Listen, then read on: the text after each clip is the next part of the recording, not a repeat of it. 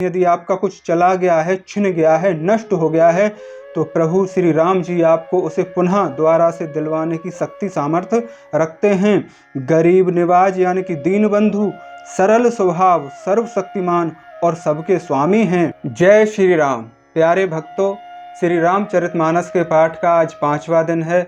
कल चौथे दिन की कथा में हमने जाना कि बाबा तुलसीदास हमको श्री रामचरितमानस के महिमा के बारे में बता रहे हैं। उन्होंने बताया कि जो रामचरितमानस का पाठ करता है और जो लोग इसे सुनते हैं, उनके जीवन के सारे अमंगल यानी कि सारे रोग, दोष, कष्ट, परेशानी समाप्त हो जाते हैं। उन्होंने इसकी महिमा इस तरह बताई कि भगवान शंकर माता पार्वती जी के सहित हमेशा भगवान श्री रामचंद्र जी के नाम का जप किया करते हैं।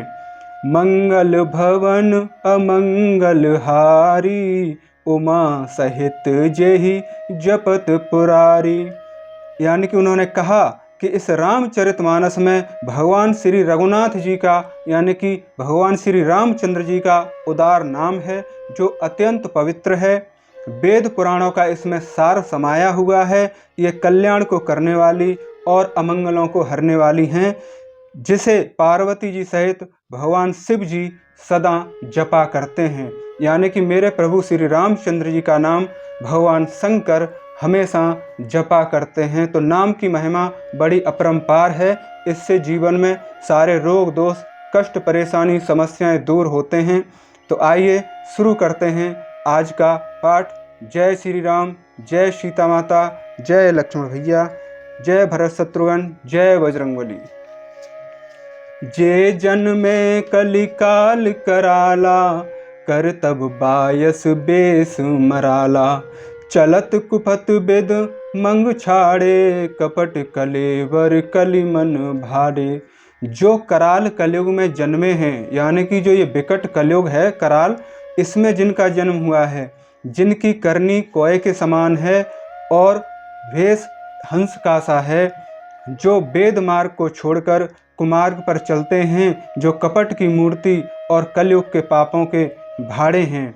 यहाँ पर कहा गया है कि इस कलयुग में जिनका जन्म हुआ है, जिनकी करनी यानी कि काम और करतूत तो उनके कोय की तरह हैं, सियाने बनने वाले, और वो भेष हंस की तरह अच्छा रखे हुए हैं।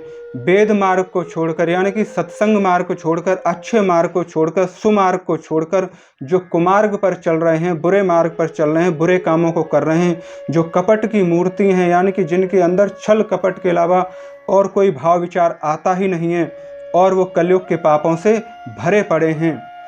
बंचक भगत कहाई राम के, किंकर कंचन को हो काम के। तिन मह प्रथम रेख जग मोरी, धींग धर्म ध्वज धदक धोरी। श्री रामचंद्र जी के भक्त कहलाकर लोगों को ठगते हैं। यानी कि ऐसे लोग हैं जो साधु भेष बनाए रहते हैं, लेकिन अंदर उनका भाव कोय के समान कपट वाला होता है, जो भगवान का नाम लेकर के लोगों के साथ छल करते हैं, उन्हें ठगते हैं। जो धन, लोभ, क्रोध और काम के गुलाम हैं, यानी कि काम, लोभ और क्रोध के वो बस में हैं, और जो धींगा धींगी करने वाले हैं, यानी कि लोगों के साथ जबरदस्ती करते हैं और अत्याचार करते हैं। धर्म ध्वजी, धर्म की झूठी ध्वजा फहराने वाले हैं ऐसे लोग, जिन्हें दंभी कहा जाता है, और कपट के धंधों का बोझ ढोने वाले हैं, क्योंकि वो हमेशा उनके मन में कपट और छल ही चलता रहता है, और वो दूसरों के साथ यही काम करते रहते हैं। संसार के ऐसे लोगों में सबसे पहले मेरी विनती है, यानी कि तुलसीदास महाराज जी कहते हैं कि संसार के इस तरह के जो लोग हैं, उनसे सबसे पहले मैं विनती करता हूँ। क्या कह रहे हैं आगे? जो अपने अब गुण सब कहूँ, बाड़ी कथा पार नहीं लहूँ। ताते में अति अल्प बखाने, थोरे महु नहीं सियाने। यदि मैं अपने सब अवगुणों को कहने लगूं, तुलसीदास महाराज जी कह रहे हैं कि यदि मैं अपने सभी अवगुणों को कहने लगूं तो कथा बहुत बढ़ जाएगी और मैं पार नहीं पाऊंगा। इससे मैंने बहुत कम अवगुणों का वर्णन किया है, बुद्धिमान लोग थोड़े में ही समझ लेंगे। तुलसीदास महाराज जी ने कहा है कि यदि मैं अपने अवगुणों का भी बखान करूंगा तो श्री रामचरितमानस और भी ज़्यादा लंबी हो जाएगी, पर उन्हें तो श्री रामचरितमानस की कथा का सार कहना है, वर्णन करना है। इसलिए जो गुणी लोग हैं वो थोड़े में ही समझ जाएंगे। तो आगे उन्होंने कहा है, समुझि विविधि विधि बिनती मोरी, को न कथा सुनी दहि खोरी, एतहु पर करही जय शंका, मोहिते अधिक त जड़मति रंका। मेरी अनेकों प्रकार की विनती को समझकर कोई भी इस कथा को सुनकर दोष नहीं देगा। इतने पर भी जो शंका करेंगे वे तो मुझसे भी अधिक मूर्ख और बुद्धि के कंगाल होंगे। यानी कि जो बुद्धिमान लोग होंगे वो थोड़े में ही समझ जाएंगे, क्योंकि मैं भी अवगुणों से भरा हुआ हूँ और मैं भगवान की पवित्र कथा कह रहा हूँ अपनी छोटी सी बुद्धि से। ये वहाँ पर बाबा जी ने कहा है, कवि ने हो नहीं चतुर कहावऊ, मति अनुराग राम गुण गावऊ, कह रघुपति के चरितु अपारा, कह मति मोर निरंतर संसारा। मैं ना तो कवि हूँ न चतुर कहलाता हूँ, अपनी बुद्धि के अनुसार श्री रामचंद्र जी के गुण गाता हूँ। कहाँ तो श्री रघुनाथ जी के अपार चरित्र हैं, उनका वर्णन है, कहाँ संसार में असक्त मेरी बुद्धि है। उन्होंने कहा कि मैं ना तो कवि हूँ और ना ही मेरी चतुरता है, मुझ में कोई बुद्धिमत्ता नहीं है, और अपनी बुद्धि के अनुसार जैसा भी मुझे आता है अपनी अल्प बुद्धि के साथ उस प्रकार मैं श्री रामचंद्र भगवान के गुण और यश को गा रहा हूँ। इसमें अपार चरित्र श्री रामचंद्र जी का भरा हुआ है। कहाँ संसार में असक्त मेरी बुद्धि है और मेरी बुद्धि इस संसार माया में फंसी हुई है। जहि मारुत गिर मेरु उड़ाई, कहूँ तूल कही लेखे माही, समुझत अमिय राम प्रभुताई, करत कथा मन अति कदराई। जिस हवा से सुमेरु जैसे पहाड़ उड़ जाते हैं, कहिए तो उसके सामने रुई किस गिनती में है। श्री रामचंद्र जी की असीम प्रभुता को समझकर कथा रचने में मेरा मन बहुत हिचक रहा है। तुलसीदास महाराज जी कह रहे हैं कि हवा जब अपने जोरों पर होती है तो उससे सुमेरु जैसे महान बड़े जो पर्वत हैं वो तक उड़ जाते हैं, तो रूही की उसके सामने क्या विसात है, और मैं तो उसी रूही के समान हूँ प्रभु के नाम के सामने। तो श्री रामचंद्र जी की असीम प्रभुता को समझकर कथा रचने में मेरा मन बहुत घबराता है, बहुत हिचकता है, बहुत लज्जा महसूस करता है, क्योंकि मैं तुच्छ छोटी बुद्धि का प्राणी हूँ। सारद शेष महेश विधि आगम निगम पुराण, नेति नेति कही जासु गुण, करहि निरंतर गान। सरस्वती जी, शेष जी, यहाँ पर शेष जी का मतलब है शेषनाग जी से, शिव जी, ब्रह्मा जी, शास्त्र, वेद और पुराण, ये सब नेति नेति कहकर पार नहीं पाकर ऐसा नहीं है, ऐसा नहीं है करते हुए सदा जिनका गुणगान किया करते हैं। यानी कि यहाँ पर बताया गया है कि सभी लोग, सरस्वती जी, शेषनाग जी, शिव जी, ब्रह्मा जी, सभी भगवान श्री राम के चरित्र का वर्णन करते हैं।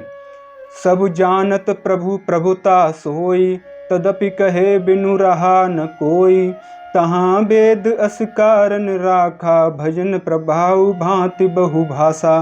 यद्यपि प्रभु श्री रामचंद्र जी की प्रभुता को सब ऐसी अकथनीय ही जानते हैं, यानी कि सब जानते हैं कि ये कथा कही ही नहीं जा सकती, तदपि कहे बिना कोई नहीं रहा, यानी कि इनकी कथा का वर्णन किए बिना कोई रहा भी नहीं है, क्योंकि भगवान शंकर ने स्वयं पार्वती माता को श्री रामचंद्र जी के जीवन का चरित्र सुनाया है।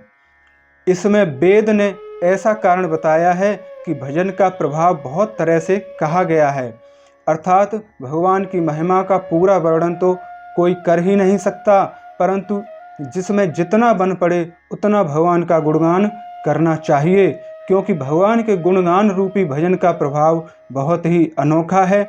उनका नाना प्रकार से शास्त्रों में, वेद पुराणों में वर्णन है। थोड़ा सा भी भगवान का भजन मनुष्य को सहज ही भवसागर से तार देता है।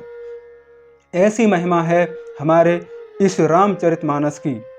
एक अनहि अरूप अनामा, अज सच्चिदानंद पर धामा, व्यापक विश्वरूप भगवाना, तेहि धरि देह चरित कृति नाना। कितनी अच्छी बात कही है।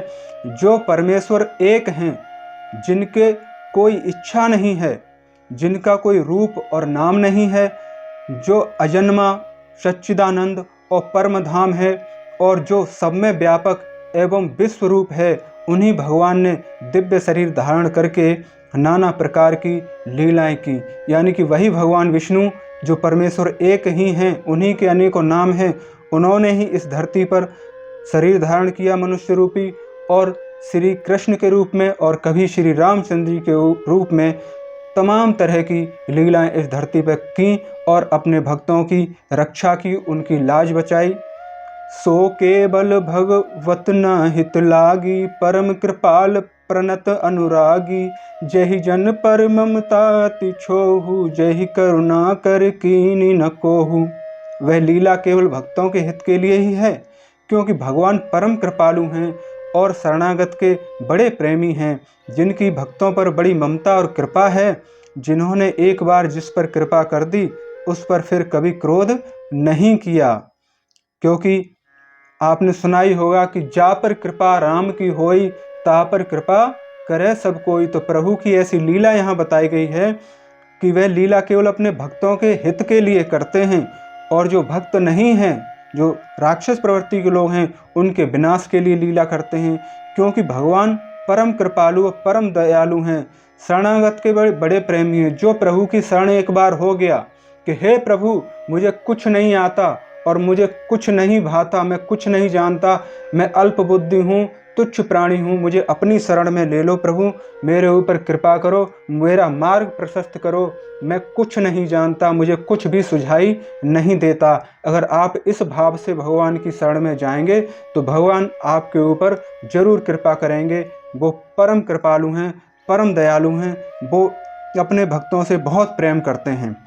जिनकी भक्तों पर बड़ी ममता और कृपा बनी रहती है, जिन्होंने एक बार जिस पर कृपा कर दी, उस पर फिर वो कभी क्रोध नहीं करते, उसे भव सागर से पार कर देते हैं। गई बहोर गरीब निवाजू, सरल सबल साहिब रघुराजू, बुध बर नहीं हरि जस यस जानी, करहि पुनीत सुफल निज बानी। बे प्रभु श्री रघुनाथ जी गई हुई वस्तु को फिर प्राप्त करवाने वाले हैं। यदि आपका कुछ चला गया है, छिन गया है, नष्ट हो गया है, तो प्रभु श्री राम जी आपको उसे पुनः द्वारा से दिलवाने की शक्ति सामर्थ्य रखते हैं। गरीब निवाज यानी कि दीन बंधु, सरल स्वभाव, सर्वशक्तिमान और सबके स्वामी हैं। यही समझकर बुद्धिमान लोग उन श्री हरि का यश का वर्णन करके अपनी वाणी को पवित्र और उत्तम फल यानी कि मोक्ष और दुर्लभ भगवत प्रेम देने वाले बनाते हैं। तेहि बल में रघुपति गुण गाथा, कहूँ नाई राम पद माथा, मुनहि प्रथम हरि कीरति गाई, तेहि मंग चलत सुगम मोहि भाई। उसी बल से यानी कि महिमा का यथार्थ वर्णन नहीं, परंतु महान फल देने वाला भजन समझकर भगवत कृपा के बल पर ही मैं श्री रामचंद्र जी के चरणों में सिर नवाकर श्री रघुनाथ जी के गुणों की कथा कहूँगा। इसी विचार से वाल्मीकि जी, व्यास जी और आदि मुनियों ने पहले हरि की कीर्ति गाई। भाई उसी मार्ग पर चलना मेरे लिए सुगम हो गया है।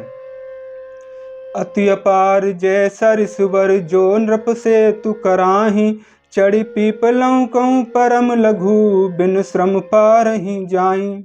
जो अत्यंत बड़ी श्रेष्ठ नदियां हैं, यदि राजा उन पर पुल बांध देता है तो अत्यंत छोटी चींटियां भी उन पर चढ़कर बिना ही परिश्रम के पार चली जाती हैं। इसी प्रकार मुनियों के वर्णन के सहारे मैं भी श्री रामचंद्र जी का वर्णन सहज ही कर सकूंगा।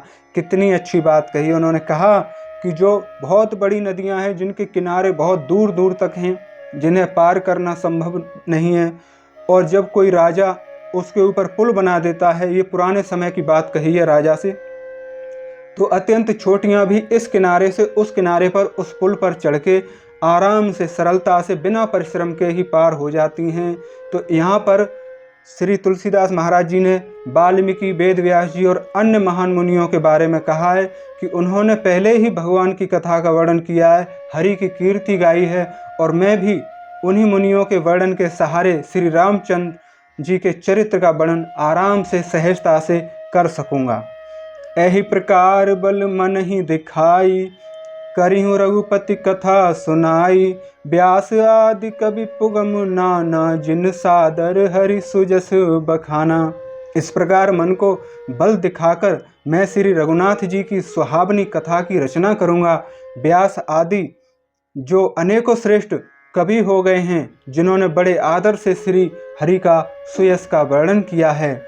चरण कमल बंदौ तिन केरे, पुरबहु सकल मनोरथ मेरे, कलि के कवहि करन प्रणामा, जिन बरने रघुपति गुण गामा। मैं उन सब श्रेष्ठ कवियों के चरण कमलों को प्रणाम करता हूँ, यानी कि वाल्मीकि जी, व्यास जी और आदि मुनियों के चरणों में प्रणाम करता हूँ। वे मेरे सब मनोरथों को पूरा करेंगे, यानी कि मेरी मनोकामना पूरी करेंगे। और मनोकामना क्या है कि मैं भगवान के यश का वर्णन कर सकूं। आगे कहा है कि कलयुग में भी उन कवियों को मैं प्रणाम करता हूँ जिन्होंने श्री रघुनाथ जी के गुण समूह का वर्णन किया है, यानी कि ऐसे लोग जिन्होंने कलयुग में भी भगवान श्री रामचंद्र जी के चरित्र का, नाम का वर्णन किया है, उनको भी तुलसीदास महाराज का प्रणाम है। जे प्राकृत कवि परम सयाने, भाषा जिन हरिचरत बखाने, भय जे अहि जय होई हैं आगे, प्रणव सबहि कपट सब त्यागे। जो बड़े बुद्धिमान प्राकृत कवि हैं, जिन्होंने भाषा में हरि चरित्रों का वर्णन किया है, जो ऐसे कवि पहले हो चुके हैं, जो इस समय वर्तमान है और जो आगे होंगे, उन सबको मेरा सारा कपट त्याग कर मैं प्रणाम करता हूँ, यानी कि निश्चल मन से प्रणाम करते हैं। हों प्रसन्न देहु बरदानु, साधु समाज भनति सन्मानु, जो प्रबंध बुद्ध नहीं आदरहीं, सो श्रम बादि बाल कवि करहीं। आप सब प्रसन्न होकर यह वरदान दीजिए कि साधु समाज में मेरी कविता का सम्मान हो, क्योंकि बुद्धिमान लोग जिस कविता का आदर नहीं करते, मूर्ख कवि ही उसकी रचना का व्यर्थ परिश्रम करते हैं। कीरति भनति भूति भली सोई, सुरसरि सम सब कह हित होई, राम सुकृति भनति भदेसा, असमंजस असमोही अंदेसा। कीर्ति, कविता और संपत्ति वही उत्तम है जो गंगा जी की तरह सबका हित करने वाली, यानी कि किसी की कीर्ति है, किसी का यश है, किसी व्यक्ति का, किसी का आप गुणगान कर रहे हैं और कविता अच्छी है और कोई संपत्ति अच्छी है, तो वो तभी अच्छी है जो गंगा जी की तरह सबका हित करने वाली हो, तो फायदेमंद है, वरना उसका कोई लाभ नहीं है। श्री रामचंद्र जी की कीर्ति तो बड़ी सुंदर, सबका अनंत कल्याण करने वाली ही हैं, परंतु मेरी कविता भद्दी है, यह असमंजस्य है, अर्थात इन दोनों का मेल नहीं मिलता, इसकी मुझे बड़ी चिंता है। ये बात तुलसीदास महाराज जी सोच रहे हैं रामचरितमानस की रचना करने से पहले। तुम्हारी कृपा सुलभ सो मोरे, सियनि सुहाव टाट पटोरे। परंतु हे कवियों, आपकी कृपा से यह बात भी मेरे लिए सुलभ हो जाती है। रेशम की सिलाई टाट पर भी सुहावनी लगती है, यानी कि टाट है जिसकी कोई कीमत, कोई वैल्यू नहीं है, लेकिन अगर उसमें रेशम की सिलाई कर दी जाए तो कम से कम रेशम के धागे की वैल्यू तो सबको नज़र आती ही है। ऐसे ही उनका कहना है कि मैं तो नहीं कह सकता, क्योंकि मैं इतना चतुर नहीं हूँ, मैं इतना बुद्धिमान नहीं हूँ कि भगवान के नाम का यश कर सकूँ, जप कर सकूँ, उनके चरित्र का वर्णन कर सकूँ, लेकिन भगवान के नाम का आशीर्वाद से मैं जो चरित्र का वर्णन करूँगा तो वो रेशम के धागे की तरह सुनने वालों को और पढ़ने वालों को अच्छा लगेगा, सुहावना लगेगा। सरल कबित कीरति बिमल, सोई आदर ही सुजान, सहज बेयर विर सैर पूजो, सुनि करहि बखान। चतुर पुरुष उसी कविता का आदर करते हैं जो सरल हो और जिसमें निर्मल चरित्र का वर्णन हो, तथा जिसे सुनकर शत्रु भी स्वाभाविक वैर को भूलकर सराहना करने लगें। सो न हो बिन बिमल मति, मोहि मति बल अति थोर, करहूँ कृपा हरि जस कहूँ, पुण्य पुण्य करहूँ निहोर। ऐसी कविता बिना निर्मल बुद्धि के होती नहीं, और मेरी बुद्धि का बल बहुत ही थोड़ा है, इसलिए बार बार निहोरे करता हूँ, यानी कि प्रार्थना करता हूँ कि हे कवियों, आप कृपा करें जिससे मैं हरि का यश का वर्णन कर सकूँ।